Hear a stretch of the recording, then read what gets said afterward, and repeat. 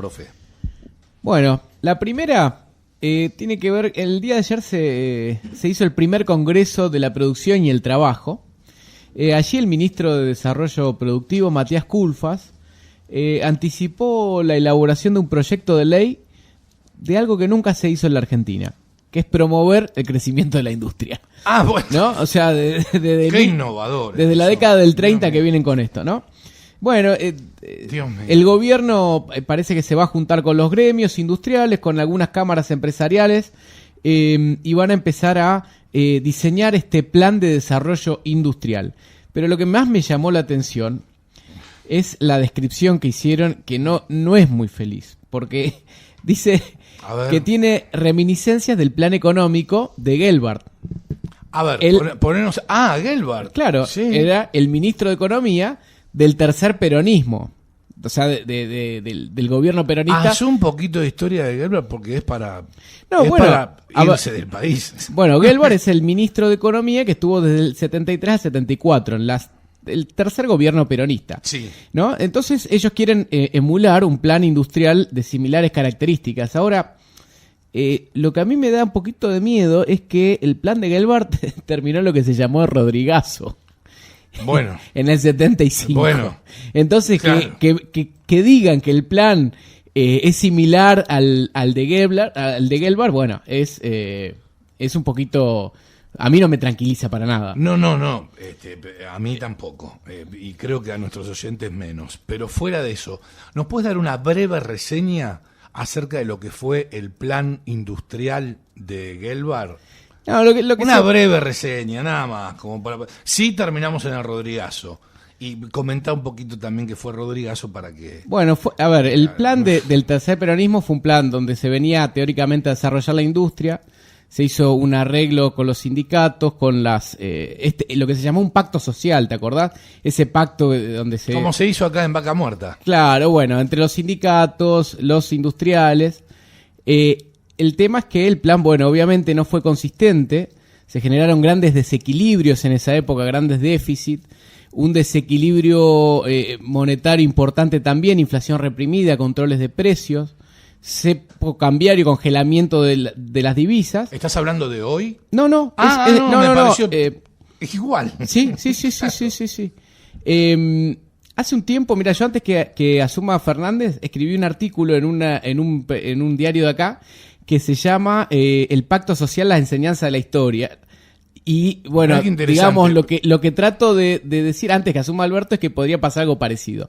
Bueno, vamos en camino. No sé si va a venir un Rodrigazo. Profe. Pero bueno. Un visionario. No era visionario. Había que leer un poquito. Y entender lo de Alberto. Pero digo, ¿qué pasó? Bueno, después, obviamente, Perón se muere. Queda Isabelita. Ante este desequilibrio monetario, fiscal impresionante, bueno, asume el Ministerio de Economía Celestino Rodrigo. Y él, digamos, hace lo que se podría decir entre comillas el ajuste más grande de la historia argentina, pero en realidad lo que hizo es que había una olla a presión y él la destapó de golpe. Entonces eso implicó una devaluación de más del 100%, los salarios ahí reales sí tendría cayeron. Que haber sido, tendría que haber habido la palabra que tanto se le criticó a Macri, me vine a hablar. Gradualismo, exactamente, eso quería decir. Claro, bueno, lo de Rodrigo, lo de Celestino Rodrigo, por eso se llama Rodrigazo, claro. Fue un ajuste, destapar la olla de golpe y con todos los grandes desequilibrios macroeconómicos que se habían generado a partir del plan de Gelbart, bueno, produjo una gran crisis en Argentina, ¿no? Esto en el año 75. Ahora, lo que me llama la atención es la mentalidad todavía de esto de la industrialización. Viste que les encanta hablar de la industria. Y hoy el siglo XXI ha cambiado de esquema. Digamos, si vos te pones a ver el PBI mundial, el 65% del PBI mundial, el 65% de lo que de la economía del mundo tiene que ver con los servicios. Por supuesto. ¿No? Solamente el 30, un poquito menos, es la industria, ¿no? Hoy en día los servicios es el sector económico más importante. Entonces digo, este afán siempre de industrializar a la fuerza. A ver, si vos tenés estabilidad macroeconómica, tenés reglas claras, se va a desarrollar la industria que se tenga que desarrollar y punto. No hace falta que venga un burócrata que diseñe un plan extraño para desarrollar. Ahora, lo que sí se va a desarrollar también con reglas claras son los servicios. Es el turismo receptivo. Argentina es un lugar fenomenal para hacer turismo. Es la industria del software, el comercio, asesoramiento, profesionales. Digo, nosotros seguimos fomentando, el gobierno está con estos planes de industrializar, siempre con estos planes de fomento a la industria, y tenemos una industria que tiene muy poca capacidad competitiva, que no puede competir con ninguna industria del mundo, que prácticamente no exporta, que es una gran consumidora de divisas que genera el campo, porque el campo genera las divisas, la industria las usa para importar componentes, pero a su vez como no exporta, no genera ingreso de divisas. Bueno, digo, somos como el perro que se muerde la cola, o sea, no hay que hacer tanto plan, no hay que anunciarlo, menos si se jactan de que se va a aparecer un plan que ya fracasó hace 50 años, ¿no? Pero digo, solamente para desarrollar la economía se necesitan una buena calidad institucional, ¿no? Reglas de juego claras, bajos impuestos, baja burocracia. Es mucho más simple. Exactamente. Es sí. mucho más simple, no tenés que innovar.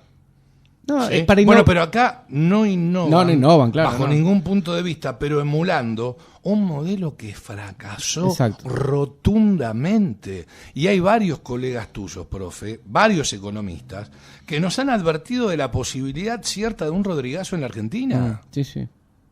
¿Ok? Y cuando vos tenés tantas distorsiones, tantos precios pisados, tenés cepo al dólar, o sea, en algún momento eso estalla, ¿no? Bueno, vamos a cambiar de tema para el viernes, un poco para arriba. Bueno, pero bueno, tampoco es alentador, ¿no? Demandan a la Argentina en la justicia de Nueva York. Ah, bueno, sí, eso es para arriba. Por, un poco 300, para arriba. por 320 millones de dólares. ¿Esto qué tiene que ver? Bueno, un fondo de inversión tuvo una... Mira, en el 2019 obtuvo una sentencia favorable en el CIADI. El CIADI es un foro donde se arreglan las diferencias que tienen entre los países, las inversiones extranjeras. Bueno, ¿qué pasó? Bueno, Argentina no pagó en el 2019, entonces estos demandantes fueron ahora al tribunal a Nueva York, al tribunal de Nueva York. Y en Nueva York, bueno, ahora falló a favor de este fondo de inversión. Claro, ahora, exacto. ¿a dónde se origina el conflicto? En la expropiación de aerolíneas del 2008. Bien, un aplauso para Cristina Fernández de Claro, Kirchner, bueno, ahí se genera. Ahora, ¿cuál es el tema? Que, bueno, el gobierno tiene 60 días para responder a la demanda, son 320 millones de dólares, y por el otro lado, de acuerdo a algunos expertos, es posible que aparezcan medidas de embargo contra activos argentinos. ¿Te acordás cuando secuestraron la fragata Libertad? Creo que en algún país de África, no me acuerdo dónde. En Angola, En Angola, sí, puede ser. No me acuerdo. Que no la dejaban volver, ¿te acordás? Bueno, ayer Martín Guzmán estuvo en el Congreso, a las 15, alrededor de las 15 estuvo dando una exposición. Bueno, en este contexto donde el gobierno puso sobre la mesa, más que nada sobre el eje electoral, de campaña, el discurso, este tema del endeudamiento, del FMI. Bueno, y Guzmán está en esa línea, ¿no? Lo que dijo básicamente, la deuda en dólares bajo el gobierno anterior creció 100.000 millones de dólares. Nuestro gobierno no se está endeudando en dólares, dijo. Bueno, a ver, yo sé que lo explicaste 12 veces aproximadamente. ¿Sí? Vamos a suponer que yo no recuerdo tu explicación. Y yo digo, como decía esta indecente, ¿sí? Que no es, perdón, docente, ¿sí? Sí. Radetich, o no me acuerdo cómo se llama. ¿Sí? Laurita Radetich. Ahí está, Lau Radetich. La Si le señora decía que- papi al alumno, ¿cómo no le puedo decir Laurita? Papu. Ma, Claro, Papu. Papu, ¿podés pagar la escuela? Bueno, entonces, vamos a suponer que la tenés a Radetich, Sí. acá. Y ella te dice, el gobierno de Macri endeudó a la Argentina. Bueno, ese argumento que utiliza, ¿en cuánto dijeron que lo endeudó? en 100.000 millones de dólares. 100.000 millones de dólares. Bien, profesor, ¿puede dar una clase al respecto? Bueno, a ver, primero, el endeudamiento neto durante la época de Macri, el stock de deuda de Argentina aumentó 55.000 millones de dólares, no 100. Ahora, Versus el periodo de Cristina Fernández de Kirchner. y bueno, El cuando último periodo. Macri ascendió, digamos, asumió, Sí. la deuda estaba en 257 mil millones de dólares, más o menos, una cosa así. ¿No? Ese era el stock de deuda que había en ese momento. Cuando se fue Macri quedó en 313 mil. Si vos haces 55 mil millones de dólares. Exacto. Más o que sea, el gobierno sí, anterior. a ver, la Perfecto. deuda tomada durante el gobierno de Macri, o lo que creció la deuda durante el gobierno de Macri, equivale al 16% de la deuda pública total. ¿Ok? O sea, durante el periodo de Macri se tomó, si vos tomás, considerando el stock de deuda de lo que hay hoy total, el 16% es responsabilidad de Macri. El resto era parte heredado, parte se generó ahora. Perfecto. ¿Ok? Bien. Ahora, el tema es, estamos discutiendo, lo que el gobierno discute es si fue en pesos, en dólares. Hay una cuestión, las dos deudas son nocivas, en pesos o en dólares. El problema es el déficit fiscal. O sea, a ver, el origen de la deuda es el déficit fiscal. ¿Por qué? Porque un Estado gasta más de lo que recauda. ¿Cuándo empezó este fenómeno de tener un déficit fiscal gigante? Cuando el gobierno, a partir del año 2008, o sea, Cristina Fernández de Kirchner, se fue de mambo con el gasto público. De tener un gasto público promedio en relación al PBI del 30%, que eso es lo que tuvo Argentina, un gasto público promedio del 30% desde 1980 hasta el 2008. Ese fue el gasto promedio. Hoy en día están en 47%. O sea, a partir de 2008 no paró de crecer. Macri cometió un error de que no lo supo bajar. O sea, él entendía que había que bajarlo, no supo bajarlo. Y él tomó deuda en el exterior, ¿no? Sí. Entonces yo siempre digo, Cristina tiene una estrategia de tomar deuda intrasector público, una deuda Banco en el Central sector, Tesoro. Banco Central, claro, Banco Central Tesoro. ANSES Tesoro. ANSES Tesoro, Banco Nación Tesoro. ¿Qué hizo eso? Bueno, aniquiló el Banco Central, digamos, ¿no? Destruyó el balance del Banco Central, destruyó el ANSES. Macri, ¿qué hizo? Cambió el perfil de la deuda y en vez de endeudarse intrasector público fue a pedir plata afuera. Sí. Yo siempre digo que es la diferencia esta, ¿no? Cuando endeudarse intrasector público, es decir, dentro del Estado, es como pedirle plata a tu papá, o sea, le vas pateando, ¿viste? Cuando te pide le tenés que devolver, le decís, che, bancame, o pedirle a un amigo. Ahora, cuando vos le pedís plata a los acreedores externos, es como pedirle plata al banco. O sea, cuando tenés que pagar. Y si no, Sí, no te tienen confianza. Bueno, ahora lo que voy. El problema es el déficit y, digamos, tener un exceso de deuda pública en pesos es igual de problemático que tener un exceso de deuda pública en dólares. Si tenés un exceso de deuda pública en dólares con acreedores externos, ¿qué te va a pasar? Vas a entrar en default, tu riesgo país va a crecer, te vas a quedar marginado en cuanto a las inversiones financieras a nivel global, nadie va a querer venir a invertir a Argentina, no le van a prestar plata a las empresas locales, etcétera. Bien. Ahora, si te pasás de rosca de deuda local, ¿qué pasa? Bueno, vos también tenés un problema. Primero que no tenés el poco ahorro que hay en la economía se va a financiar al sector público y no queda resto para financiar al sector privado. Vas a destruir el balance del Banco Central porque lo vas a llenar de pasivos. Perdón. Hablabas recién de financiar al sector privado.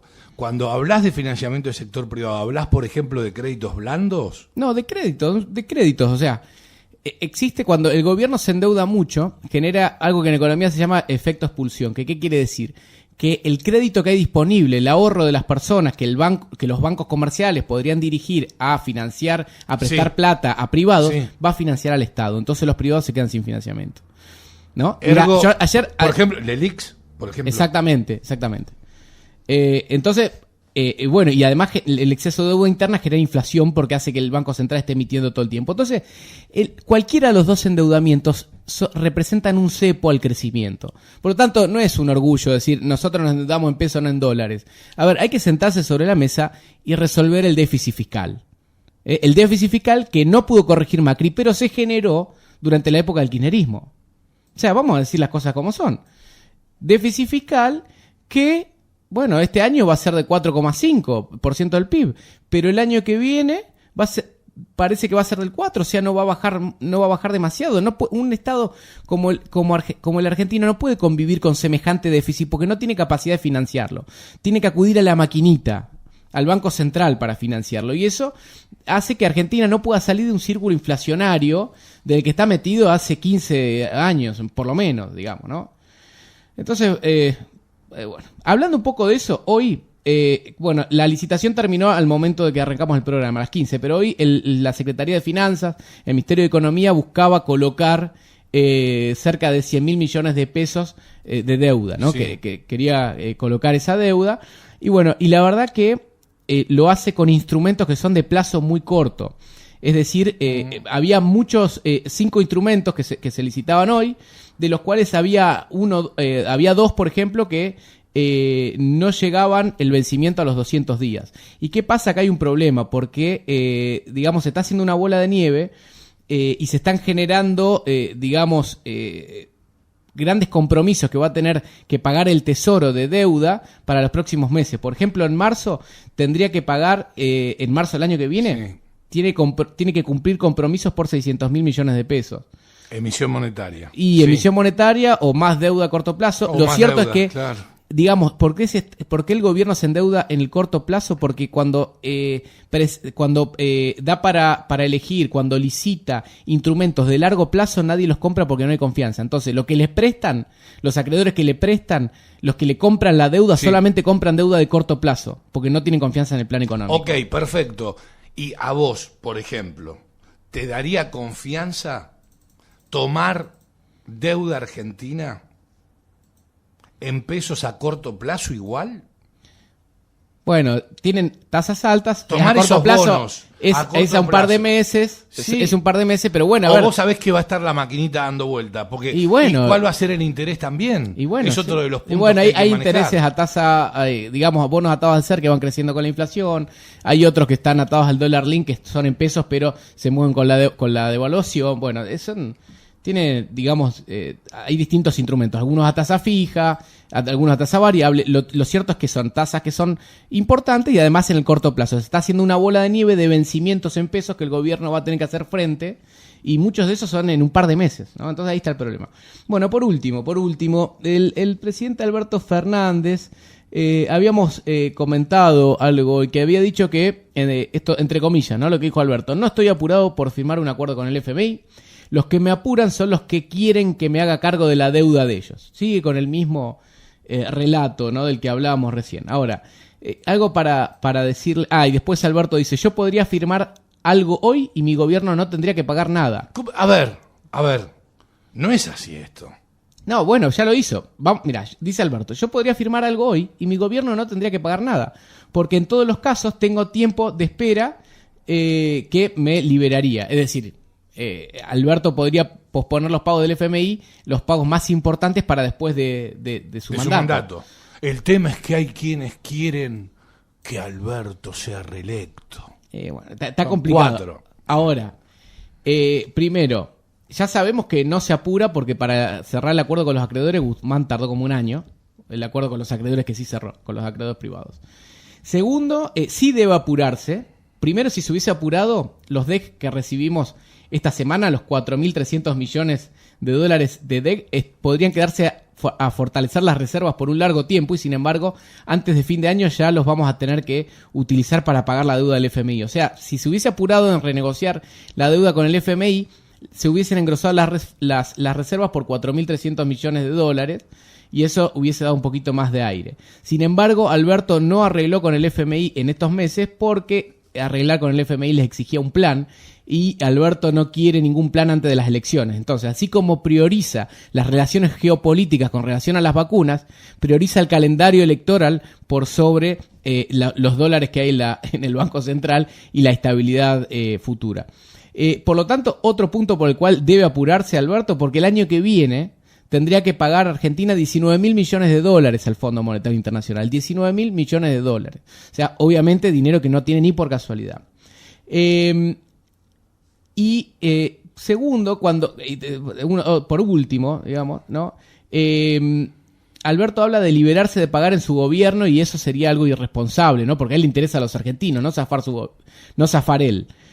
Ahora, lo que habría que decirle es que cuando se renegoció la deuda con los acreedores privados, los mayores vencimientos de los bonos nuevos empiezan a partir del 2023, cuando ya, digamos, excede el periodo de gobierno de Alberto. Todos los vencimientos importantes arrancan cuando él termina, o sea que para renegociar el primer acuerdo no tuvo ningún problema. Aún así, el riesgo país está en 1.600 puntos, así que bueno, no es ningún ejemplo para... Bueno, Juanma, estamos muy bien informados en torno al plano económico. Vamos a ir a la tanda y después venimos con toda la rosca política de la provincia de Neuquén en la voz de Marina Esteve. Ya volvemos.